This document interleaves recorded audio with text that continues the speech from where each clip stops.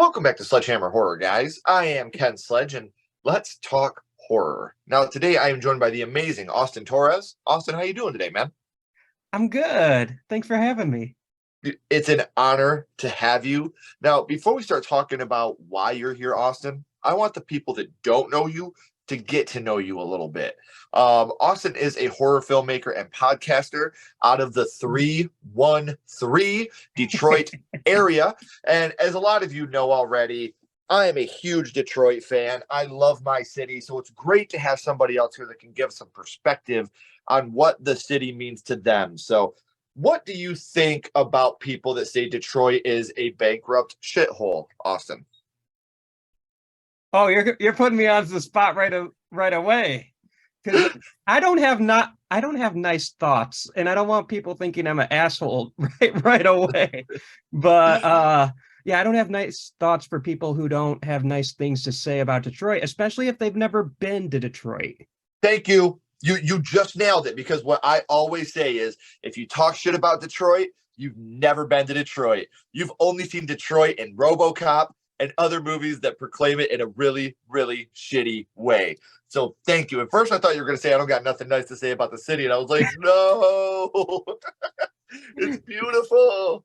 No, I love Detroit, and I I I'm close enough to Detroit to know I'm not actually from Detroit. I like to say I'm Metro Detroit area because I grew up in a fairly nice suburb, and I'm in Detroit a lot, but I'm like, now I'm not like actually from Detroit. I'm close enough to know that. Well, and the thing is, like, when people talk about Detroit or they think about Detroit, and even us Michiganders, like when we talk Mm, about Michigan in general, we're always Detroit, Detroit, Detroit. And the reason why is because we have so much love and respect for the city and everything the city has gone through, the ups and downs. If it wasn't for our city, there wouldn't be no Motown music. You know what I mean? Like, that oh would yeah. have never ever existed without Detroit. Um, and one of the best horror movies that come out in the last 20 years, Barbarian, took place in Detroit. Obviously one of the shittier parts of Detroit, a little south of 8 Mile, but still, like, that's what Detroit. If you guys haven't been to Detroit, please come and check it out. The town of Detroit is such a beautiful place now with such a rich history. So make sure you guys, if you ever get the chance, come visit our city. Hit me and Austin up. We'll take you out for some barbecue too. Oh yeah. Um, now, another reason why you're here, the Would You Die podcast. This began in February of 2021. It came from a YouTube show that you did host at the time as well. It lasted about 20 episodes. You've been in love with monster movies your whole life, and you actually just completed your second short film, which will be hitting the festival circuit soon. So that's a lot to digest. So let's pick that apart a little bit. The Would You Die podcast. Can you tell us a little bit about what you do and what the podcast is about? So I started the podcast because like you said, my What Do You Die began as like a little YouTube show where I would take some of my favorite horror monsters or villains like Alien, Michael Myers, Jason, Freddy, Predator, and I would do a whole video on them where I would talk about the behind the scenes making of this character and then talk about the different ways they can kill you or you can kill them. It was kind of like the opposite of, I guess, Dead Meat's The Kill Count, Yeah. where that will take and look at a movie. I would do the same thing, but like Michael Myers, that's over 10 movies. Alien, that's a couple movies. Ghostface has 5 movies, about to be 6. So I would just do one episode per character and do the same thing. But I got tired of it after about 20 episodes. And I didn't want to give up, but at the same time, what I was doing wasn't working for me. I felt creatively Sure. burnt out. So without knowing anything about podcasts, I figured, well, I could maybe do a podcast. That's something I know nothing about, and it'd be a fun adventure. And then I Yeah. did it, and I'm still doing it. Well, and I love the fact that you dropped our homies over at Dead Meat, James and Chelsea. Some more Detroit folks. Amazing channel over there as well. I'm glad they could be an inspiration for you. So what do you do on the Would You Die podcast?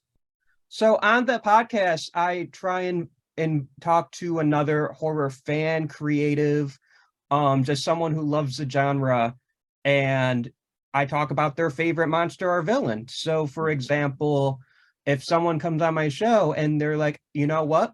I really love the Babadook. People love the Babadook, by the way. That's like one of my most requested villains. So I'm like, yeah, sure, we'll talk about the Babadook. And then with each guest, we talk about why we love this monster or character. And then um there's a lot of tangents. I love tangents. Mhm. So I'll have an episode about Ghostface and we'll be talking about Scooby-Doo. It's okay. It's chill. Sure, sure.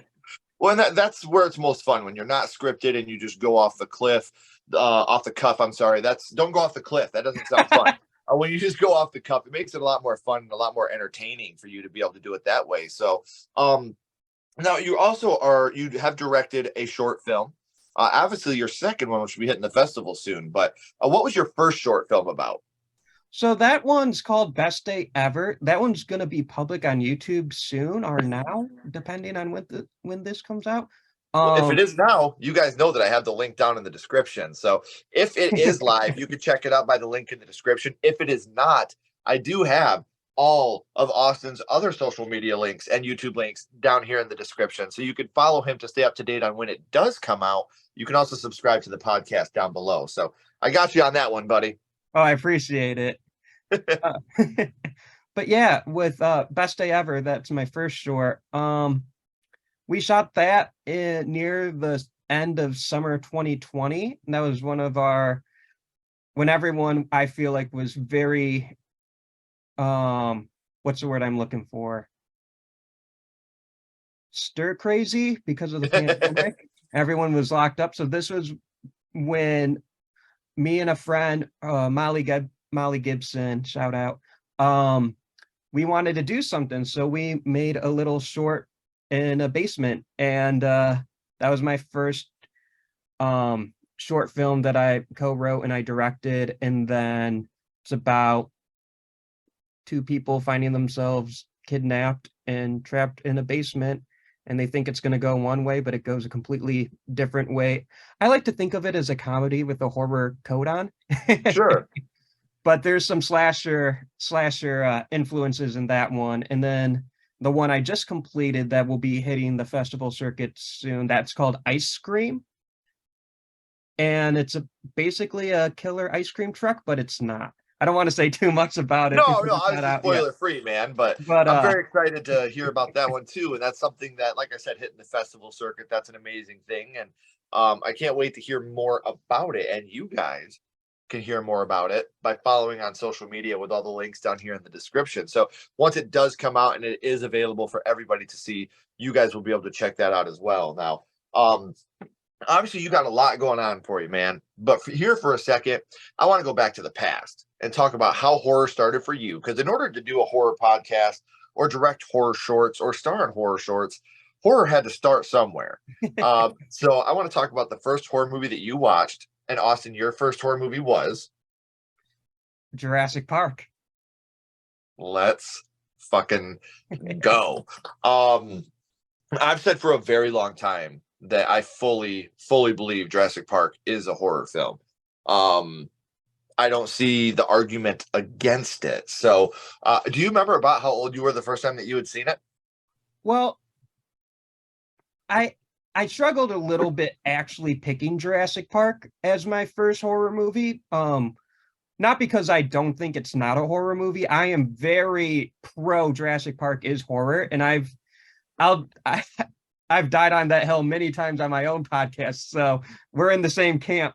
But for me, I don't remember watching Jurassic Park for the first time Uh-huh. because the story goes, and my mom tells the story a lot. The story goes, I was 3 years old,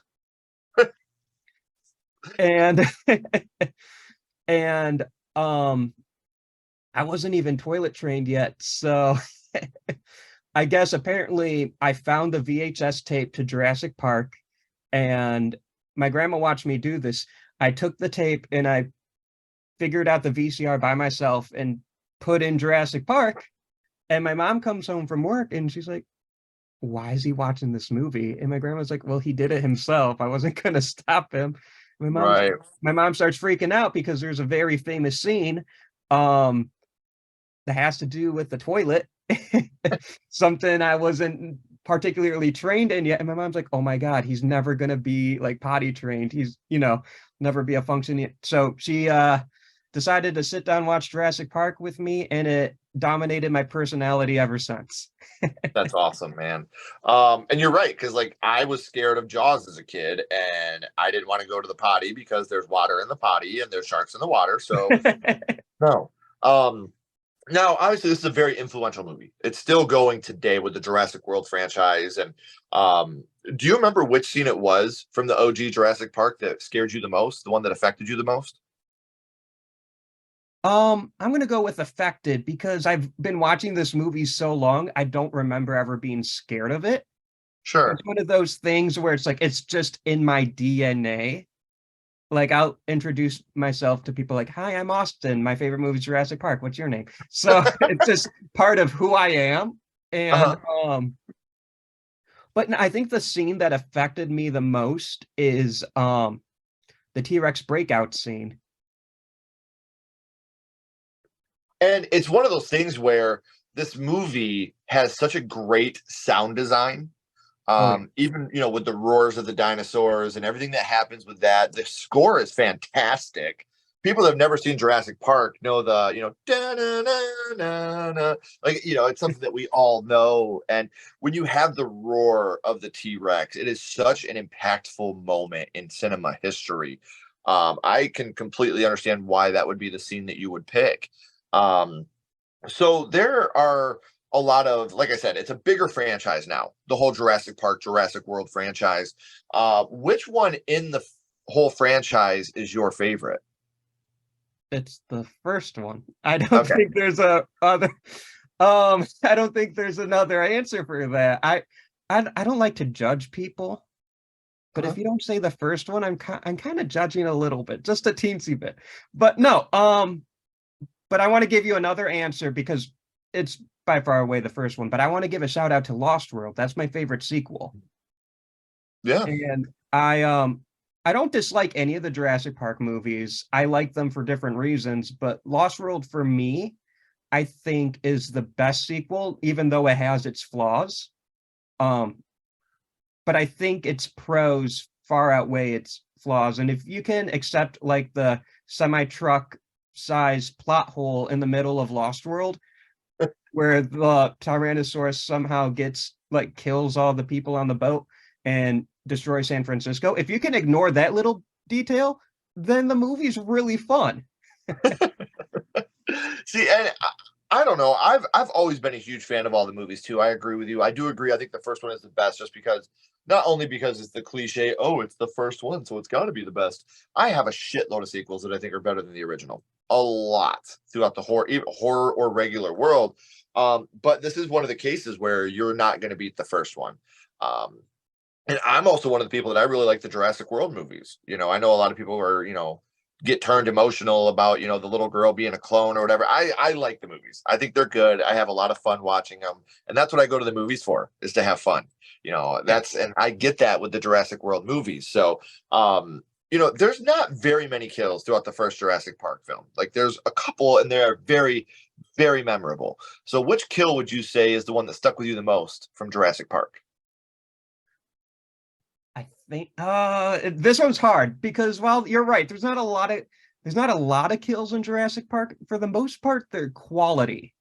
Hmm.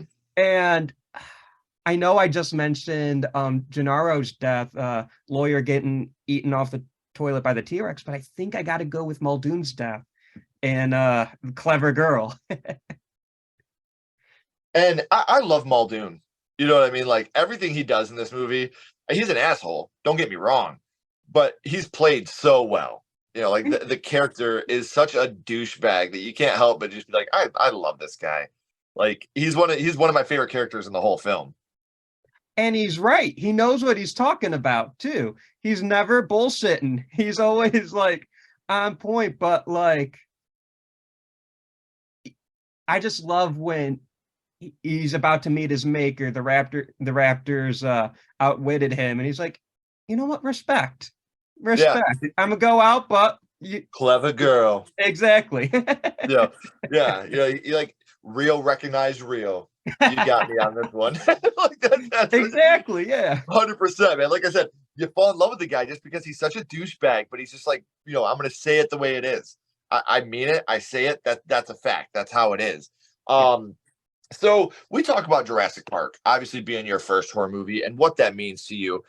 But now here for a second, I do kind of want to bring my little buddy Ghostface in because he has a question for you. What's your favorite scary movie, Austin?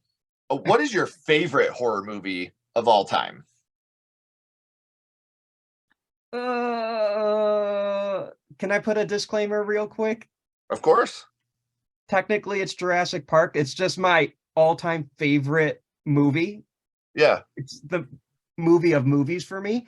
But I don't want to say Jurassic Park because we're already talking about it.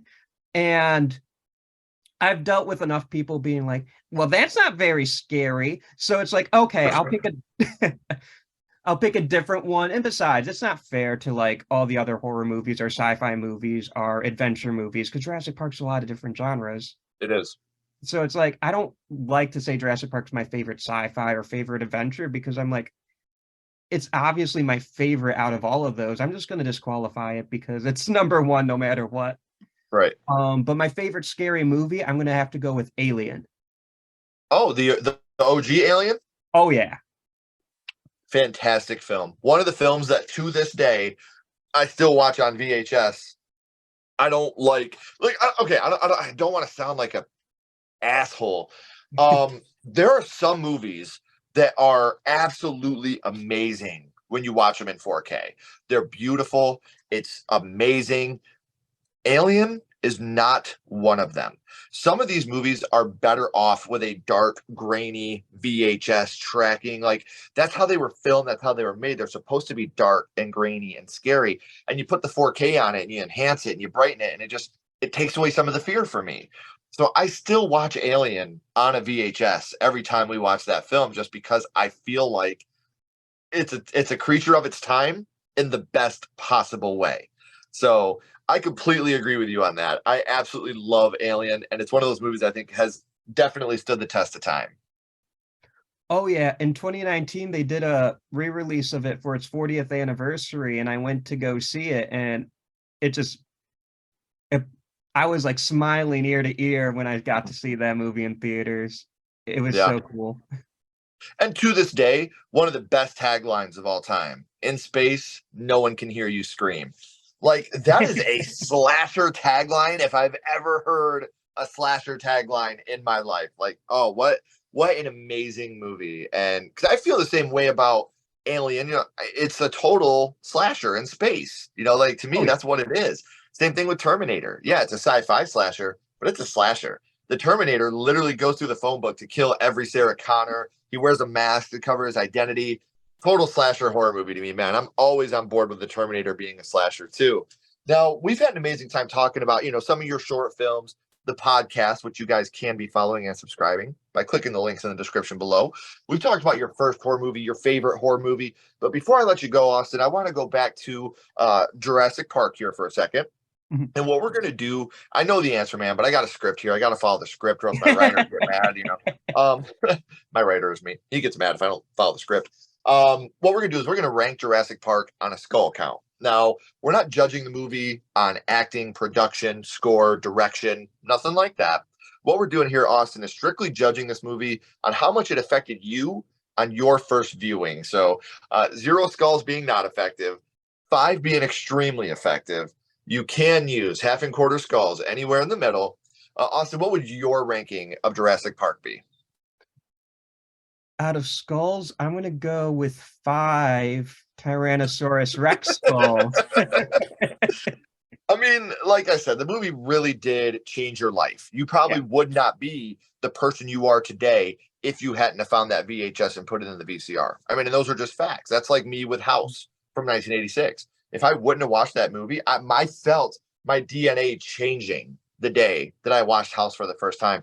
The person I am is who he is because of that movie and the respect I have for you for that being Jurassic Park.